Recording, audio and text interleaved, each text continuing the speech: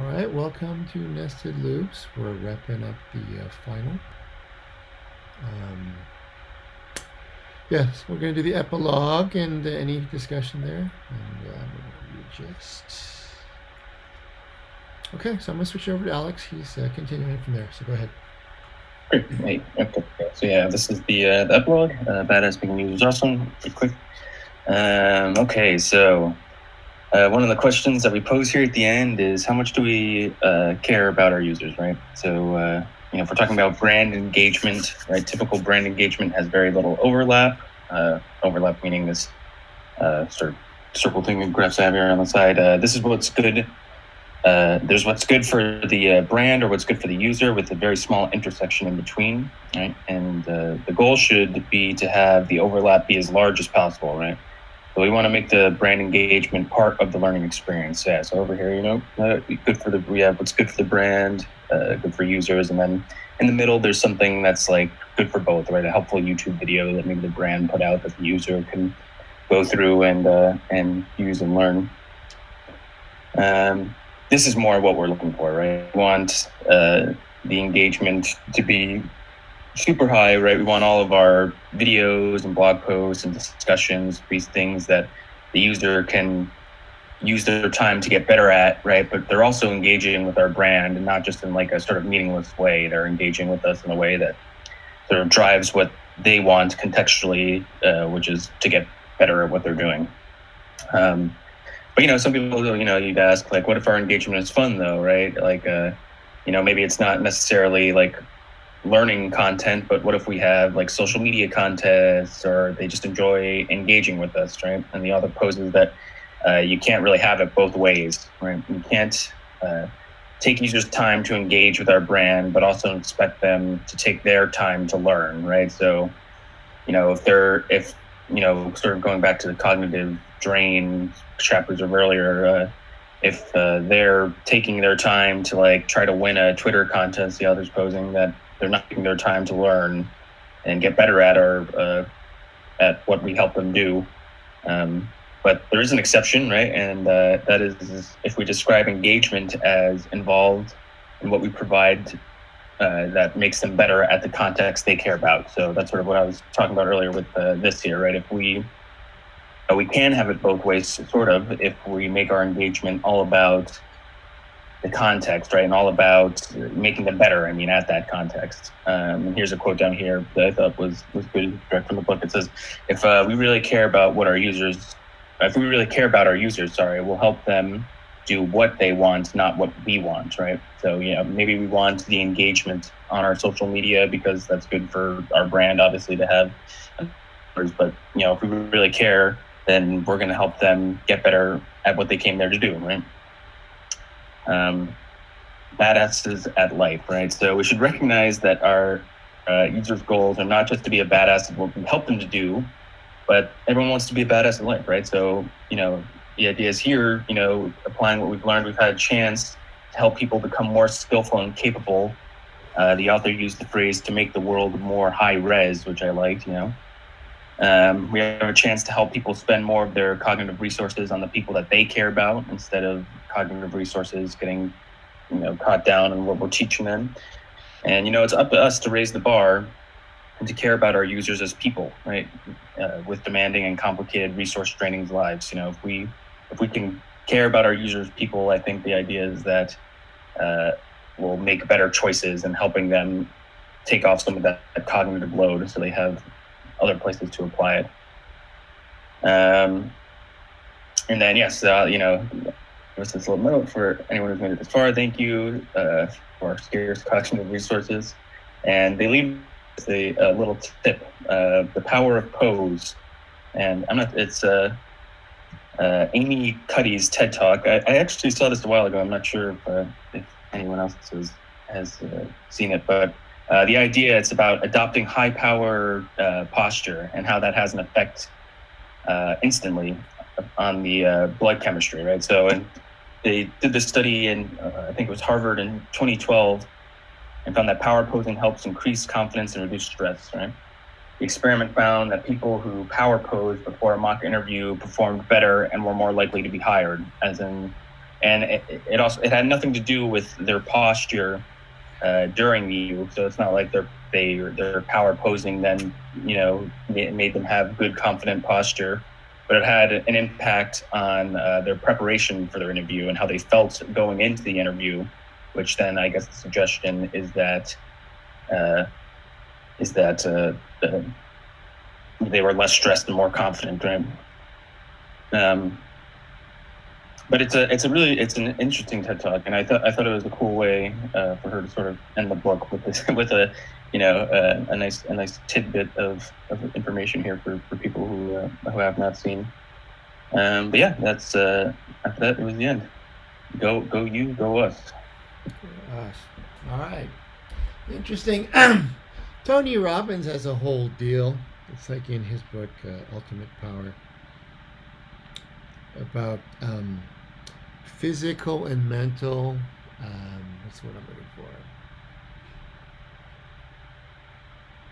Like your mind and your body are linked. Mm-hmm. And so he talks a lot about anchoring certain feelings, like when do you feel powerful, and the feeling in your body. It's sort of like like everyone knows when you're stressed, you breathe hard, you sweat, some people get tight in the chest, or old aches flare up or whatever. Mm-hmm. And then there's the time where you were doing this, it was great. I picture some time that you were doing something fabulous and sort of that exhilaration feeling, and so Tony tries to teach you how to remember this time that you did this so great, what it felt. If you can channel this at will,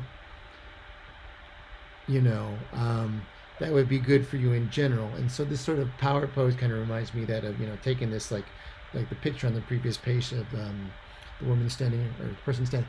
You got the Linda Carter Wonder Woman in the back there, Mm-hmm. and the person sort of taking the same kind of pose, that physicalness, right there, high power blood chemistry.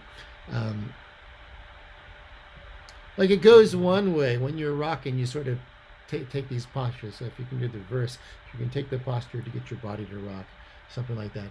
It's an interesting thing.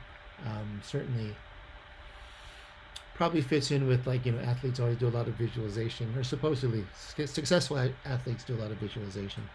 So Mm-hmm. it's kind of a little shortcut. Mm-hmm. Well, if you tried this little hack, a body hack per se. I wouldn't be surprised if Tim Ferriss did a lot of research on the same kind of thing, but power pose. So, Yeah. Mm-hmm. all right. So, to sum up, I think that the second overlap picture,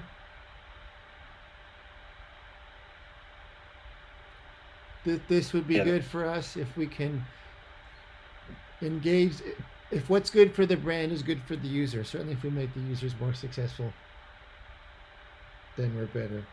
So I guess it's kind of what win-win approach to marketing. And I think the first one with the tiny overlap is typically like, this is good for us, this is good for that. We'll do that one video in the middle.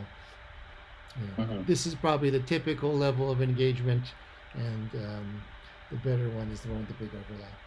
And then we have, of course, assorted tools that she's given us to try to help make the user better, make them better at our stuff, at the bigger context, and I guess per the epilogue, better at life in general. All right. So, any thoughts, comments, questions?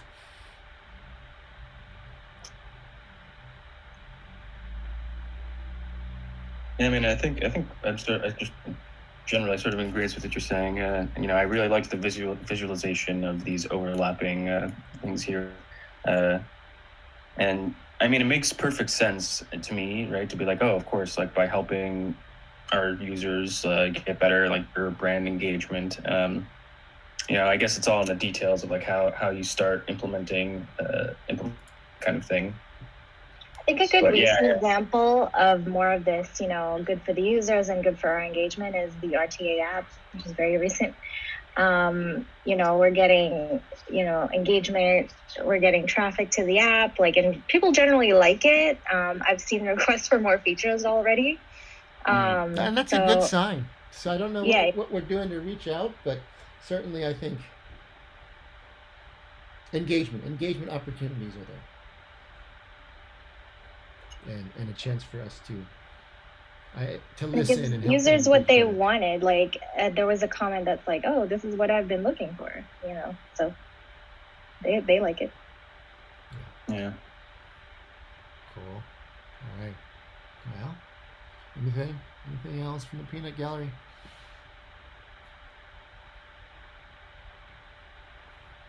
Well, I'm sort of interested in how many people have actually seen it, because this one was, I think, one of the bigger TED Talks a while ago. I don't know how many people have.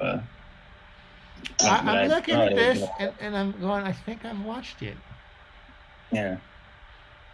I've never seen it, but I've heard it referenced a couple times in shows and stuff. Like in Brooklyn Nine-Nine, I think they mentioned this.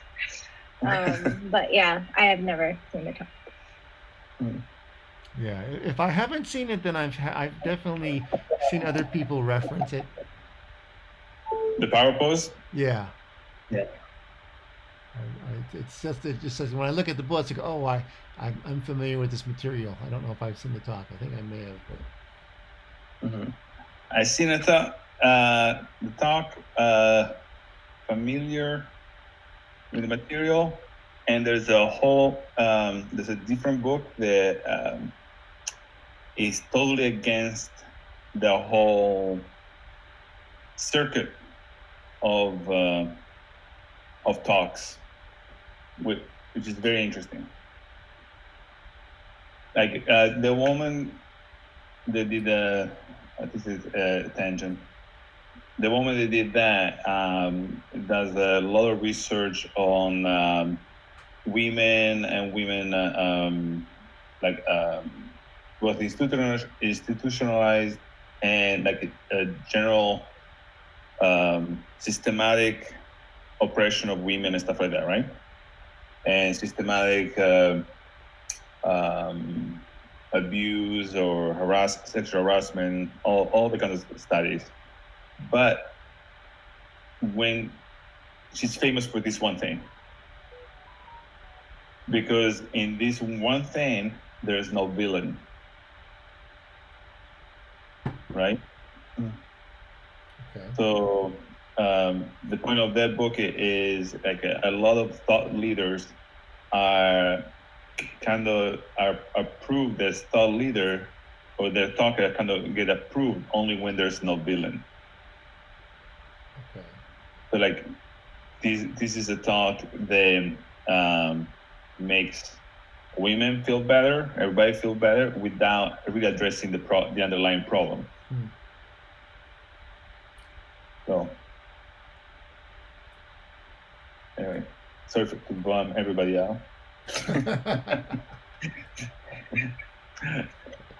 Lately I've been a real Debbie Downer.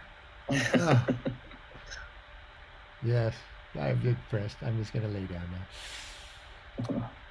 All right. So if there's no other comments on this, again, I'll pitch I guess our next thing. We'll do Shape Up and have hopefully a larger audience.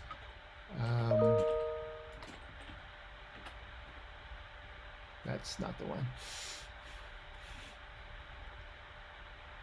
All right. So basecamp.com/shapeup. Hit it, read it online, download the PDF. I guess I will. So let's go look at it since I get to pick up acknowledgments. I do like to talk about these. I will probably talk about.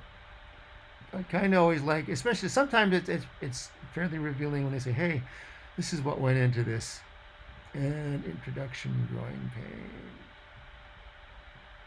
All right, I don't know how far I'll get in the beginning, but I'll cover whatever feels like I can get covered in one session. So I'll do these are short, growing pains. I did start to read this. I'm not certain how big this is. Growing pains, shaping the work, targeting. Yeah, it looks to me like I could probably cover one entirely, so I might move down to shaping. Do you recommend we read like 2 chapters?